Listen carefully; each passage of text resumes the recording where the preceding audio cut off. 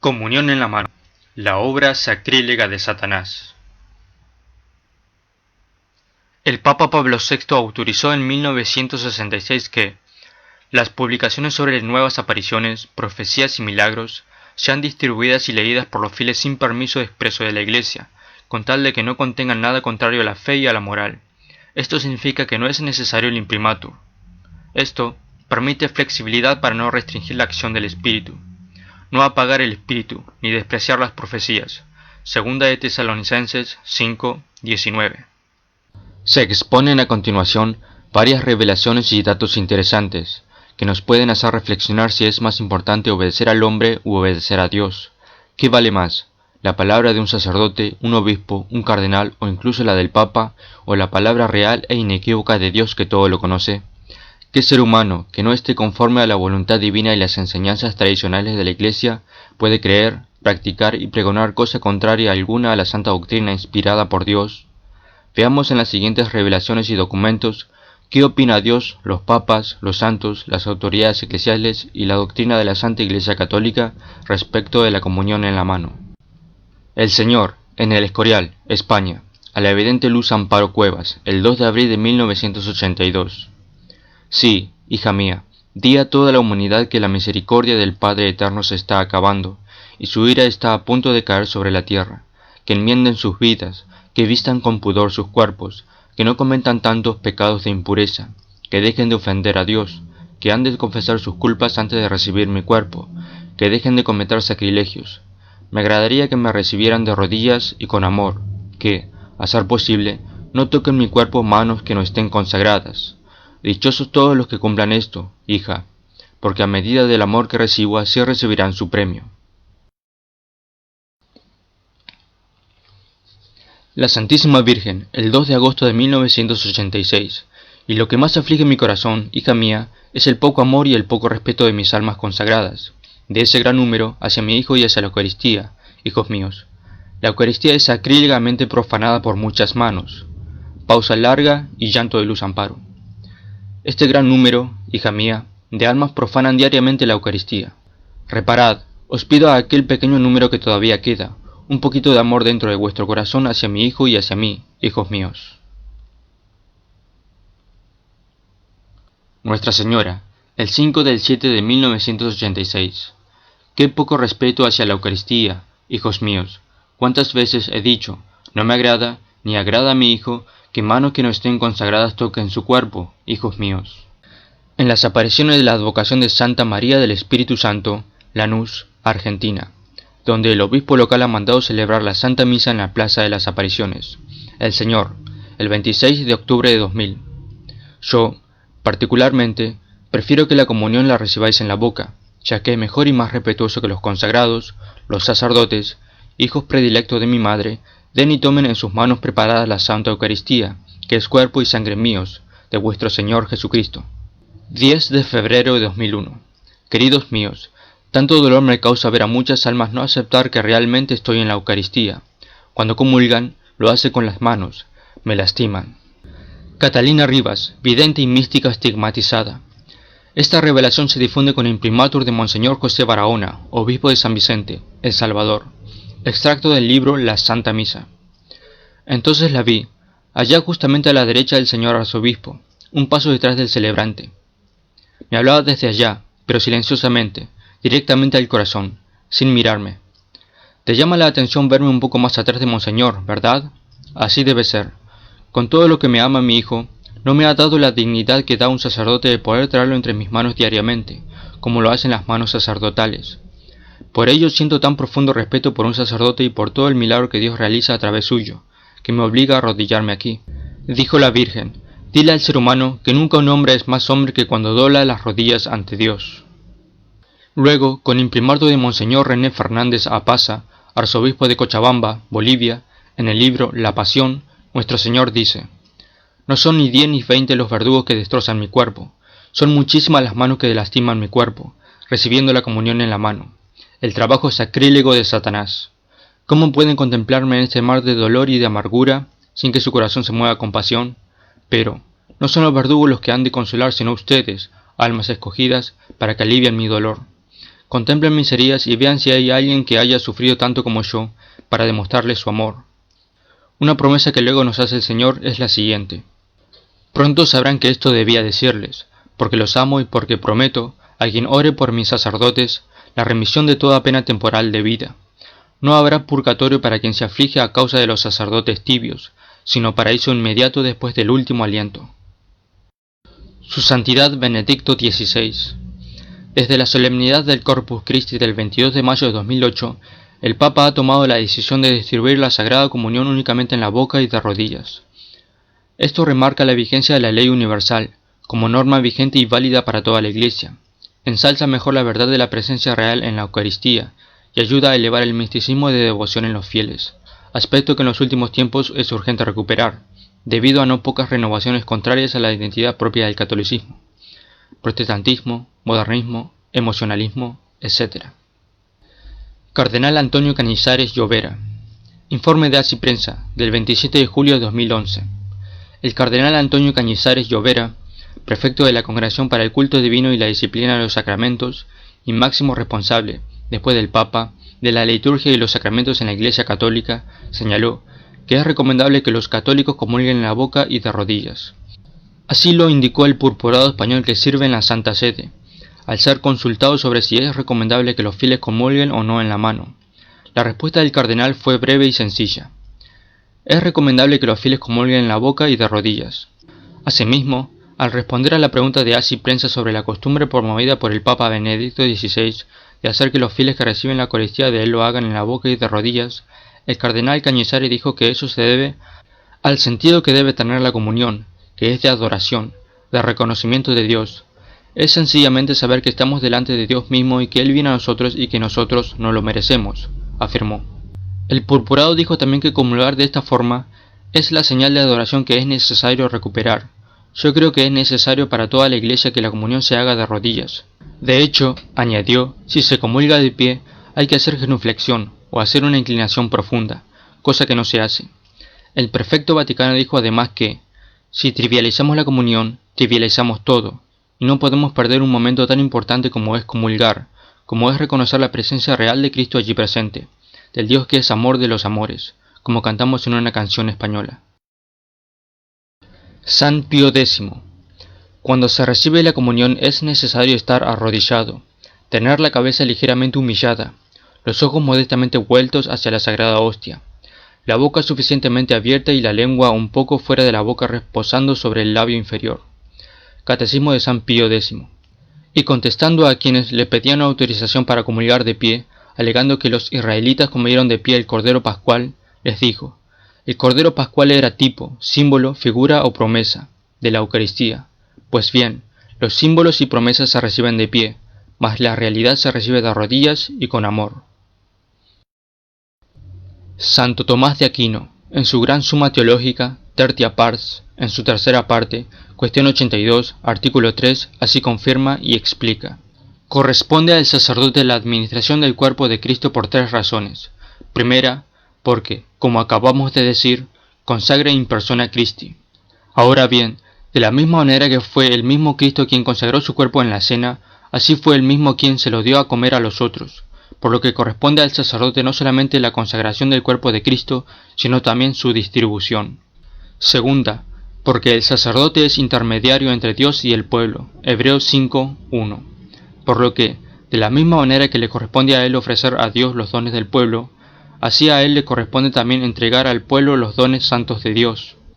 Tercera, porque por respeto a este sacramento ninguna cosa lo toca que no sea consagrada, por lo tanto los corporales como el cáliz se consagran, lo mismo que las manos del sacerdote, para poder tocar este sacramento.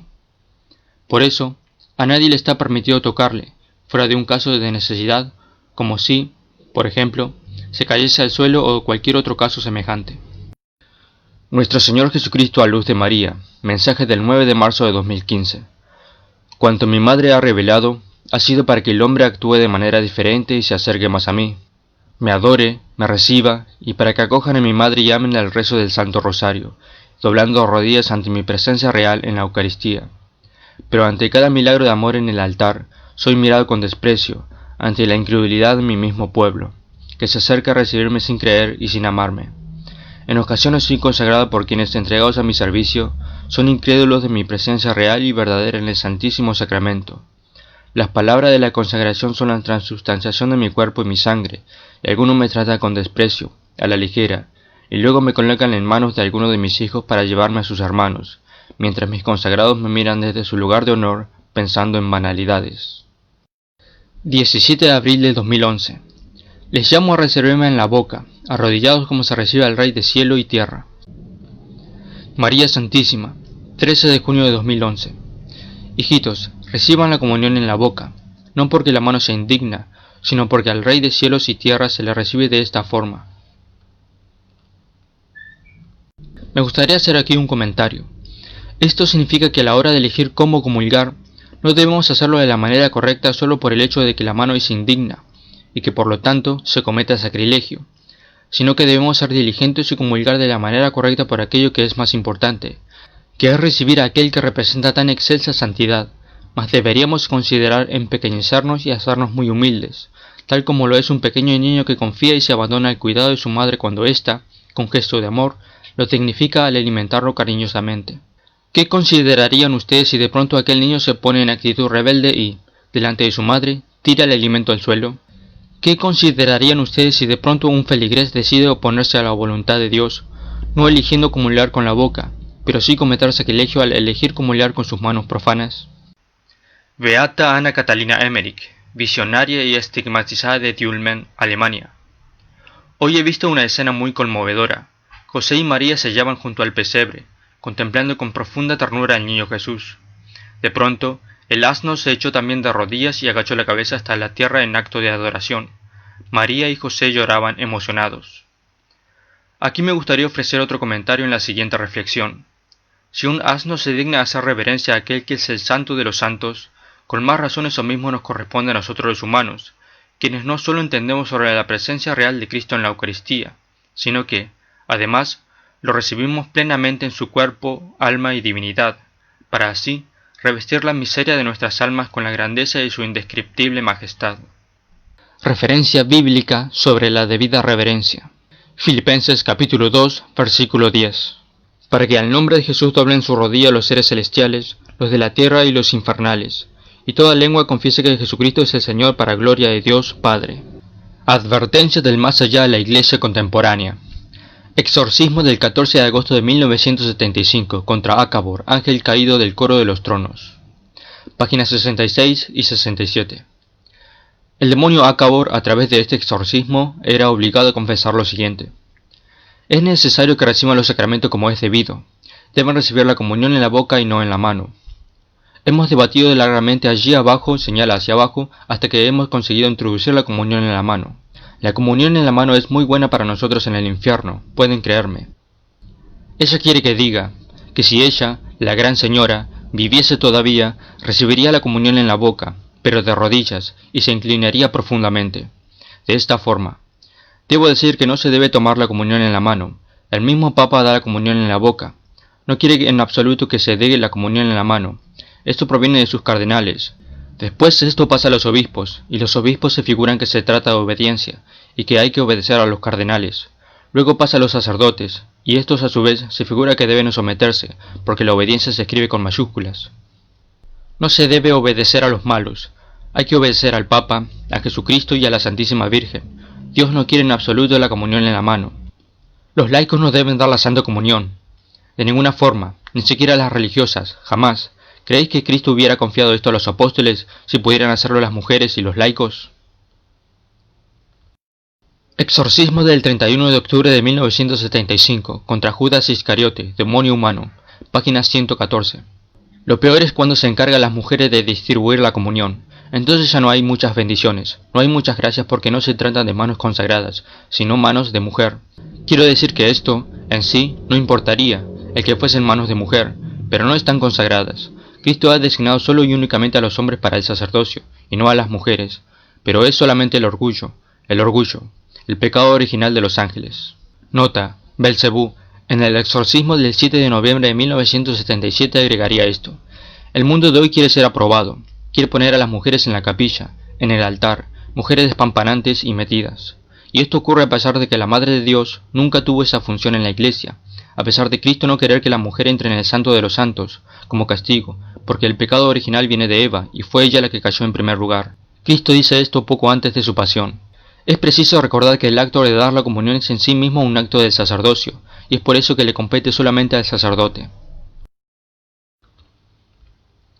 Exorcismo del 18 de junio de 1977, contra Belcebú, ángel caído del coro de los arcángeles. Página 265, 266, 267 y 268. Belcebú. Cristo, nosotros mismos lo hemos visto en su tiempo. Cuando rompió el pan, no se lo ha dado a los apóstoles en la mano. Cuando Cristo dijo entonces, este es mi cuerpo, en la última cena, ha puesto el pan directamente en la boca de los apóstoles. No hay que hablar de la preciosa sangre, ya que se bebía, y no se tenía en las manos. Los apóstoles que estaban presentes en la última cena no han obrado nunca de otra forma. Daban la comunión en la boca. Cristo no quería que se tomase en la mano. Más tarde se ha tomado en la mano. Es que se comprendían mal las cosas. Cristo no lo ha querido jamás. Él mismo lo ha dado en la boca, y hasta la Santísima Virgen recibía jamás este sacramento de otra forma, y siempre de rodillas e inclinándose profundamente. Los apóstoles, que estaban presentes en la última cena, no han dado jamás la comunión de otra forma que en la boca. Si después ha sido de otra forma, no es culpa de los apóstoles, y tampoco de Jesús y su madre. Los de ahí arriba ni han instituido ni querido eso. No era en absoluto su intención. Exorcista, ¿quién ha querido e introducido la comunión en la mano? Belcebú. No tienes que hacer esa pregunta. Somos nosotros los que hemos arreglado y tramado eso. Nos hemos dicho, si pudiésemos introducir la comunión en la mano ya en los tiempos de los primeros cristianos, se podría decir más tarde. La comunión en la mano ya existía en los tiempos de los primeros cristianos. Y así, ese concilio, así es como la gente de hoy en día debería poder decir. Los primeros cristianos comulgaban con la mano, por lo tanto no puede haber ningún mal en eso. Eran los primeros cristianos, era la época de la vida de Cristo, se estaba muy próximo a Cristo, por lo tanto, eso no puede ser un pecado en absoluto. Pero, precisamente, no saben que eso no lo había querido Dios. Ya en ese momento, nos hemos dicho que si lo conseguíamos resultaría una pacificación, pero la comunión en la boca volvió. Almas santas y muy grandes doctores de la Iglesia han visto cómo iba la cosa, y que sería mejor y que habría mucho mayor respeto si se recibiese el de ahí arriba, señala hacia lo alto, en la boca. Si no se podía tomarlo simplemente en sus jarras, en sus sucias manos, con uñas demasiado largas o barnizadas, o manos descuidadas. Ni siquiera podemos decirlo todo, hasta hay gente que no se ha lavado las manazas durante el día, cuando van a cierto lugar. No quiero decir eso, es una terrible irreverencia. Hay gente de buena fe que cree que eso viene del Papa. Tampoco saben que es un pecado recibir la comunión en la mano. Tampoco quieren distinguirse de los otros, ni significarse. Por ejemplo, no saben lo que se dice en ese libro Advertencia, ni lo que ya se ha dicho por almas privilegiadas auténticas, como que no se debe tomar la comunión en la mano. Esta gente no comete pecado grave, ya que no es su culpa si el sacerdote obra así. Y además, hay también otra cosa. En muchas iglesias, cuando la gente hace la genuflexión y quiere recibir la comunión en la boca, son objeto de una discriminación por parte del sacerdote. Tampoco en ese caso tiene demasiada gravedad el pecado. El de ahí arriba y el cielo juzgan cada caso. No se puede decir rotundamente que tal persona irá al infierno porque recibe la comunión en la mano, ya que no sabe que esta práctica no la desean los de lo alto. Estas gentes obran de esta manera por obediencia y creen que esto proviene del Papa, porque no saben que tiene un socio y que hay cardenales infieles al Papa. Marchan bajo la bandera de la obediencia.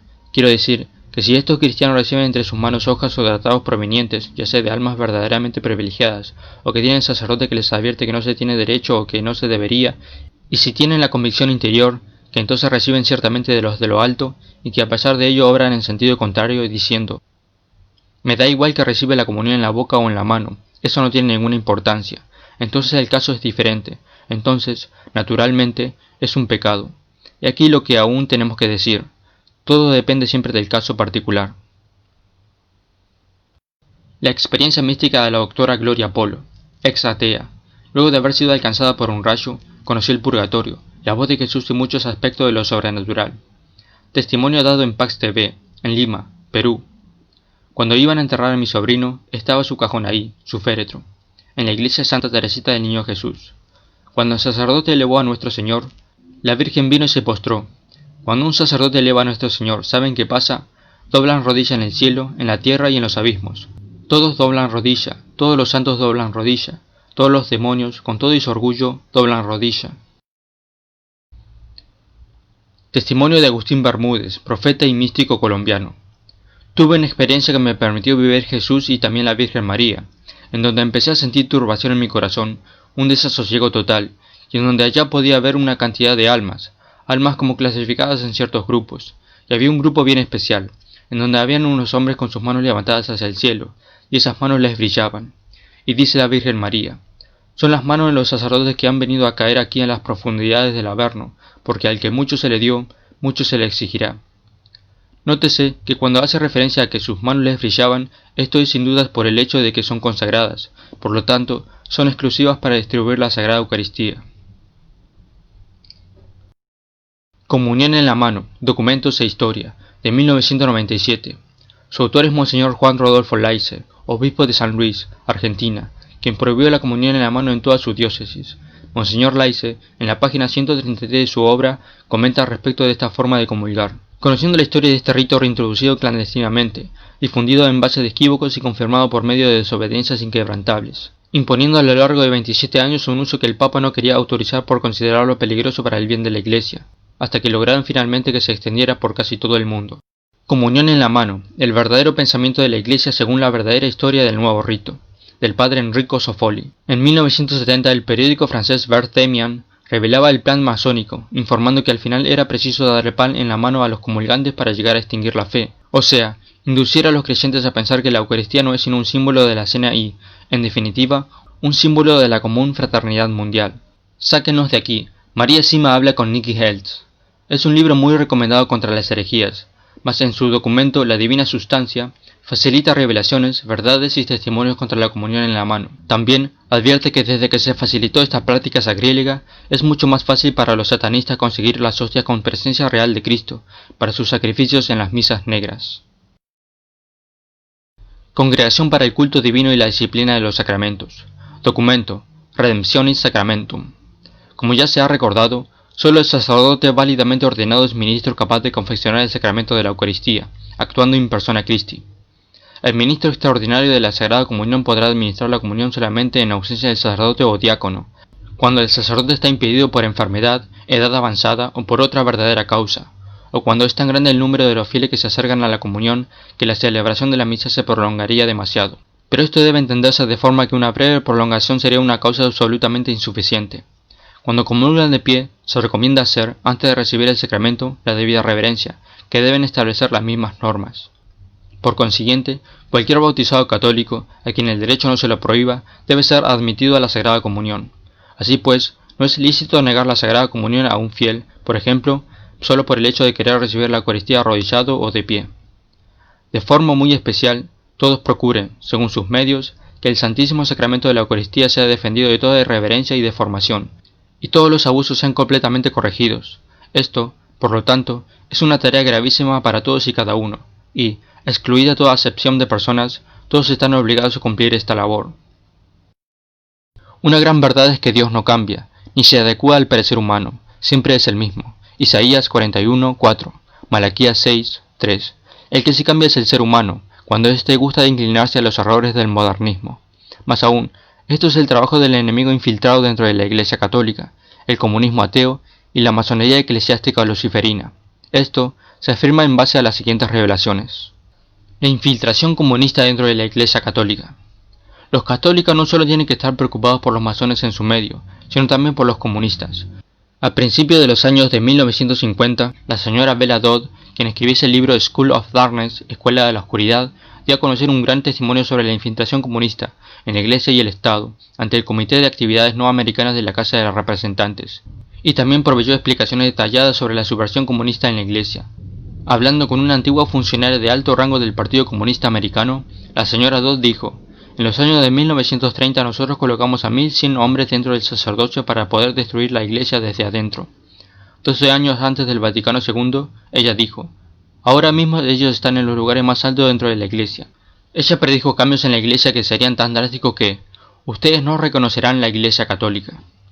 La doctora en teología Alice von Hildebrand recordó, durante una entrevista con la revista Latin Mass, que Bella Dodd le dijo a mi marido y a mí que cuando ella era un miembro activo del Partido Comunista, Ella había tratado con no menos de 4 cardenales dentro del Vaticano, quienes estaban trabajando para nosotros. Revista Latin Mass, verano 2001.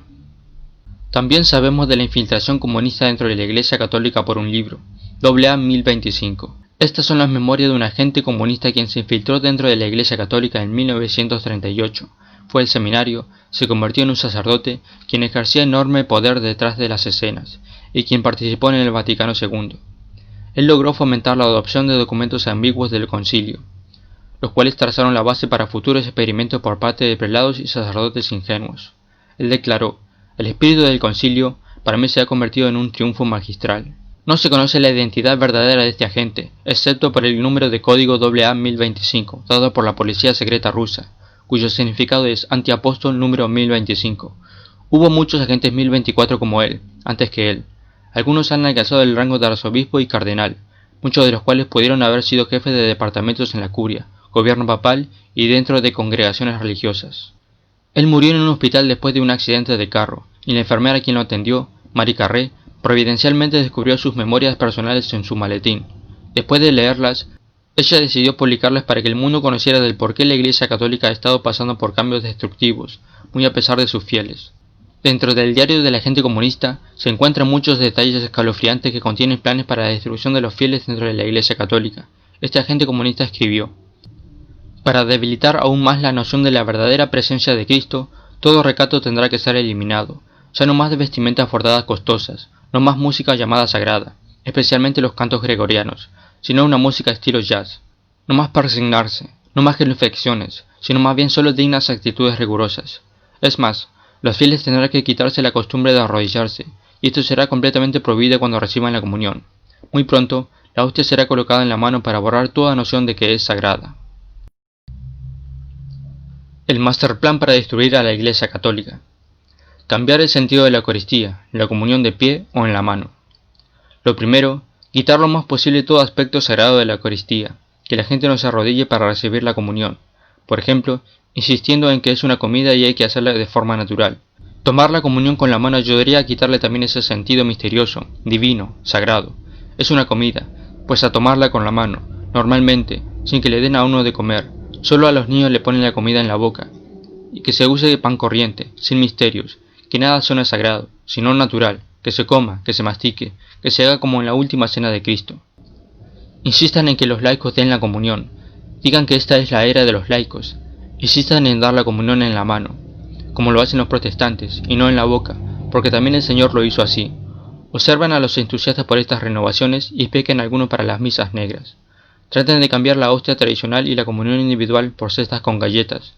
Los asistentes las tomarían al salir del lugar de la misa y procuren llamarla a asamblea. Instalen máquinas para suministrar la comunión, llámenlas tabernáculos. La idea será bien acogida en su momento.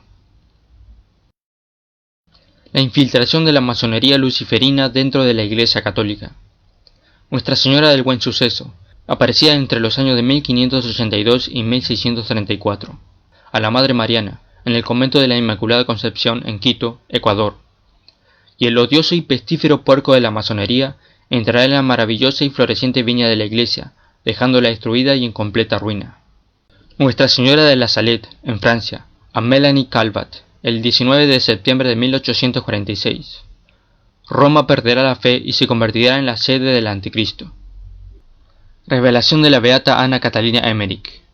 Cuando la demolición estuvo bastante avanzada, vi los demoledores penetrar en la iglesia con la bestia.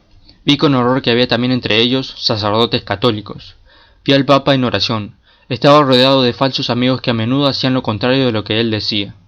Sor Josefa Menéndez, El infierno de las almas consagradas, en su biografía decía: otro sacerdote decía que había pertenecido a una sociedad secreta que había traicionado a la iglesia y a la religión, y que había sido sobornado para cometer toda clase de terribles profanaciones y sacrilegios. El Papa León XIII reveló a través de una extensa oración profética a San Miguel Arcángel. Un extracto de esta dice lo siguiente: enemigos llenos de astucia han colmado de oprobios y amarguras a la iglesia, esposa del Cordero Inmaculado, y sobre sus bienes más sagrados han puesto sus manos criminales. Aún en este lugar sagrado, donde fue establecida la sede de Pedro y la cátedra de la verdad que debe iluminar al mundo, han elevado el abominable trono de su impiedad, con el designio inicuo de herir al pastor y dispersar al rebaño. San Pío de Pietrelcina encargó al padre Luigi Villa: tú tienes que dedicar toda tu vida a defender a la Iglesia de Cristo de la obra de la francmasonería, especialmente de la francmasonería eclesiástica. Revelación de Nuestra Señora al padre Stefano Gobbi. La bestia negra semejante a una pantera indica la masonería. La bestia con 2 cuernos, semejante a un cordero, indica la masonería infiltrada dentro de la Iglesia, es decir, la masonería eclesiástica, que se ha difundido sobre todo entre los miembros de la jerarquía. Esta infiltración masónica dentro de la Iglesia ya os ha sido predicha por mí en Fátima, cuando os anuncié que Satanás se introduciría hasta el vértice de la Iglesia. Entonces la masonería eclesiástica trata de atacar, de muchas maneras engañosas, la piedad eclesial hacia el sacramento de la Eucaristía. Las fuerzas masónicas han entrado en la Iglesia de manera disimulada y oculta, y han establecido su cuartel general en el mismo lugar donde vive y trabaja el vicario de mi Hijo Jesús. Se está realizando cuanto está contenido en la tercera parte de mi mensaje, que aún no ha sido revelado, pero que ya se ha vuelto patente por los mismos sucesos que estáis viviendo. Nuestra Señora de Fátima, tercer secreto.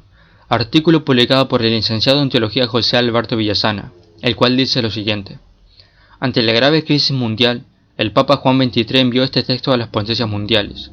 Luis Emmerich, periodista alemán aficado en Roma, recibió una copia, publicándola el 15 de octubre de 1963 en la revista alemana Neues Europa, con el título Extracto del tercer secreto enviado por el Vaticano a las potencias mundiales. Fue impreso en las principales revistas de la época, no siendo nunca desmentido.